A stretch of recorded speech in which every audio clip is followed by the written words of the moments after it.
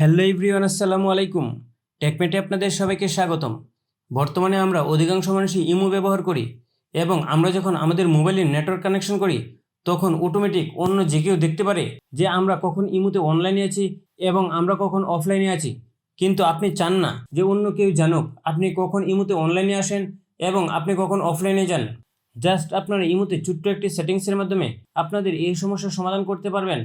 হ্যাঁ বন্ধুরা, ইমোতে এমন একটি সেটিংস রয়েছে যে সেটিংসটি আপনারা করে নিলে আপনারা কখন ইমোতে অনলাইনে থাকেন এবং আপনারা কখন অফলাইন হন সেটি কেউ বুঝতে পারবে না।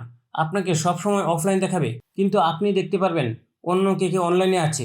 কিভাবে আপনারা সেটিংসটি করবেন এবং আপনাদেরকে সবসময় অফলাইন দেখাবে তার সব কিছু আমি আপনাদেরকে দেখিয়ে দেবো আমার আজকের এই ভিডিওর মাধ্যমে। সো আজকের ভিডিওটি আপনাদের জন্য হতে চলেছে খুবই গুরুত্বপূর্ণ, তাই ভিডিওটি না টেনে সম্পূর্ণ ভিডিওটি দেখুন। আর আপনি যদি আমার চ্যানেলে নতুন হয়ে থাকেন আর নিয়মিত এরকম নতুন নতুন টিপস অ্যান্ড ট্রিক্স সহ বিভিন্ন ধরনের ইনফরমেটিভ ভিডিও সবার আগে পেতে চান তাহলে আমার চ্যানেলটি সাবস্ক্রাইব করে রাখুন এবং পাশে থাকা বেল বাটনটি বাজিয়ে দিন। তো চলুন কথা না বাড়িয়ে শুরু করা যাক।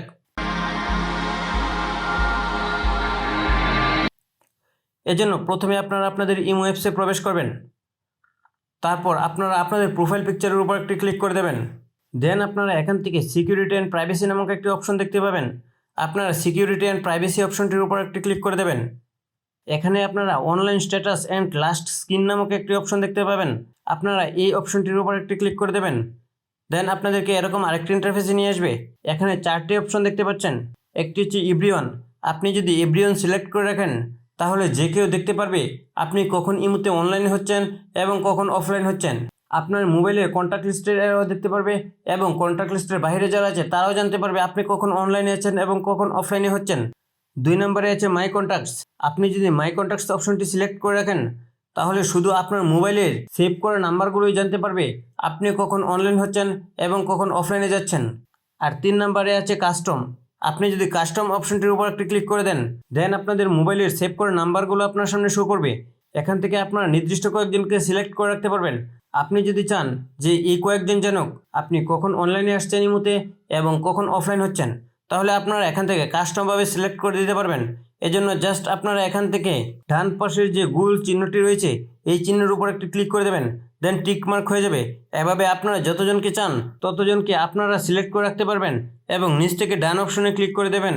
তাহলে আপনি যে কয়জনকে জানাতে চান যে আপনি অনলাইনে আছেন এবং অফলাইন হচ্ছেন তারা সেটা জানুক সে কয়জনকে আপনি এখান থেকে সিলেক্ট করে নিতে পারবেন।